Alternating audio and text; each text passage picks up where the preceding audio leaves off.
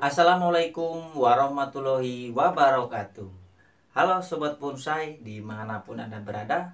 Semoga kalian dalam keadaan sehat dan berbahagia pastinya. Salam sejahtera buat semuanya. Salam bonsai pastinya. Oke, di kesempatan kali ini saya hanya mau berbincang santai bosku. Karena banyak di belakang saya yang bertanya, Mas, kok bahan bonsai saya banyak yang tidak tumbuh, ada yang macet, bahkan mati. Untuk itu saya hanya akan mencoba sedikit berbagi tips. Saya akan berbagi 5 tips untuk para penghobi pemula seperti saya agar tanaman atau bahan bonsai yang kita tanam sesuai dengan harapan pastinya. Saya berbicara ini sesuai pengalaman saya sebagai penghobi pemula pastinya bosku. Tapi sebelum lanjut jangan lupa untuk menekan tombol subscribe, like, and share-nya bos, agar channel ini terus berkembang pastinya. Oke, tips yang pertama adalah kita harus memilih bahan yang tepat. Paling tidak kita mengenali atau mengetahui jenis bahan bonsai yang kita tanam. Setiap bahan bonsai yang kita tanam itu mempunyai karakter yang berbeda, habitat yang berbeda bosku. Untuk itu kita harus tahu persis jenis tanaman atau bahan bonsai yang kita tanam. Contoh kita satu bahan bonsai loa. Loa itu habitatnya kita harus tahu bosku. Habitatnya di daerah-daerah yang berair, seperti di pinggir-pinggiran sungai atau kali-kali kecil. Seperti itu bosku. Untuk yang kedua adalah cara tanam atau budidayanya bosku. Kita harus tahu bahan bonsai yang kita tanam, cara budidayanya seperti apa. Dengan semai biji kah? Atau dengan setek? Atau dengan cangkok?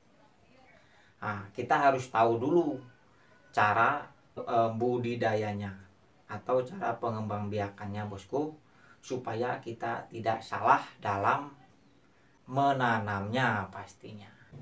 Contohnya seperti asam jawa. Asam jawa itu lebih aman kita tanam semai biji atau cangkok bosku. Kita harus tahu itu dulu. Yang kedua contohnya umpamanya pohon loa. Loa itu mau dicangkok, mau disetek batang, atau kita dongkel dengan akarnya pun itu mudah bosku. Pastinya kita harus tahu cara budidayanya bosku, dan cara menanamnya pastinya. Yang ketiga adalah kita harus sesuaikan media tanamnya. Di sini dalam memilih media tanam kita harus tepat juga bosku. Karena apa? Media tanam adalah hal yang paling utama dalam menanam sebuah bahan bonsai pastinya. Untuk itu kita harus tepat dalam memilih media tanam. Jadi jangan sampai kita salah. Sebetulnya kombinasi pun tidak masalah bosku, dengan kadar yang tepat. Dengan kadar yang tepat, komposisinya tepat, insya Allah berhasil. Tapi kalau kurang tepat lah itu membuat bahan bonsai kita menjadi malah bukannya hidup tapi malah mati bosku. Untuk media tanam awal, khususnya untuk bahan yang kita setek, untuk setek batang ataupun setek akar, menurut saya jangan memakai pupuk kandang yang berlebih. Bahkan kalau saya pribadi itu tidak memakai pupuk apapun. kecuali memakai tanah yang subur. Dalam arti tanah subur itu mungkin tanah itu semacam di bawah pohon bambu. Saran saya untuk media tanam itu jangan terlalu banyak memakai pupuk kandang dulu. Yang penting tanaman kita, bahan bonsai kita hidup dulu. Yang paling netral menurut saya untuk media tanam di sekitar kita adalah pasir kali, bosku. Selain tanah, kita ambil pasir kali. Menurut saya itu paling netral, paling aman. Karena apa? Pasir juga sifatnya poros, bosku. Tidak seperti tanah murni. Tanah murni itu mengikat dan gampang padat, bosku. Oke.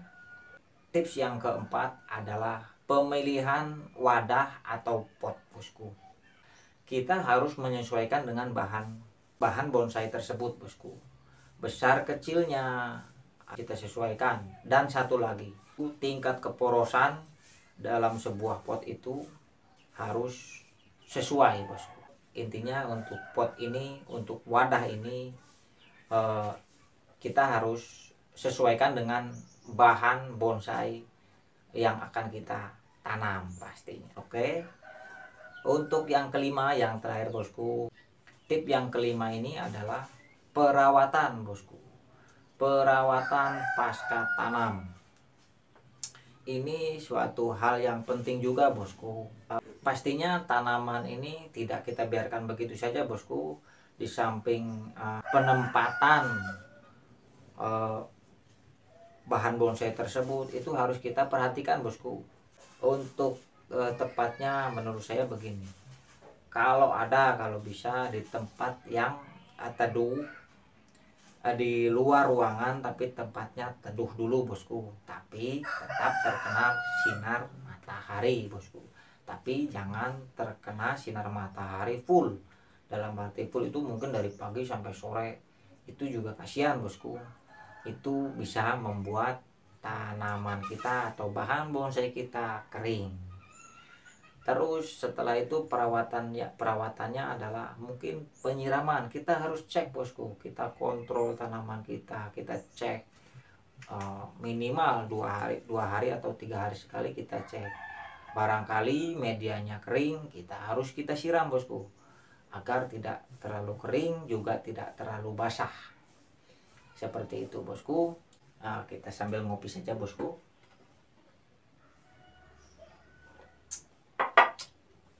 Mantap, bosku. Kita bincang santai saja, bosku. Karena apa? Saya juga pemula. Saya juga masih belajar. Mohon maaf bila penyampaian saya kurang atau salah.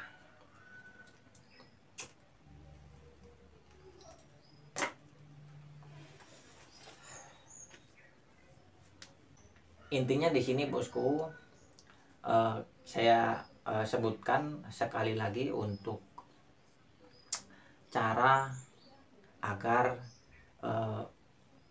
bahan bonsai kita hidup dari sejak pemilihan sampai tanam sampai tumbuh. Saya ulangi lagi, bosku. Tipnya satu adalah kita harus tepat dalam memilih bahan bonsai. Kita harus kenali dengan benar bahan bonsai yang akan kita tanam pastinya. Kedua adalah cara menanam bahan bonsai kita itu harus benar atau tepat. Yang ketiga adalah pemilihan medianya juga harus benar, harus tepat, bosku. Tidak asal-asalan. Oke. Yang keempat adalah pemilihan potnya juga harus disesuaikan pastinya, bosku. Oke. Yang kelima adalah perawatan. Perawatannya harus tepat, harus kontinu. Jangan kita biarkan begitu saja, bosku. Tetap kita rawat supaya sesuai dengan yang kita harapkan pastinya. Oke, bosku. Mungkin sekian dulu di video atau di bincang-bincang kali ini, bosku. Semoga bermanfaat khususnya untuk sahabat-sahabat saya, penghobi pemula bonsai seperti saya. Semoga bermanfaat.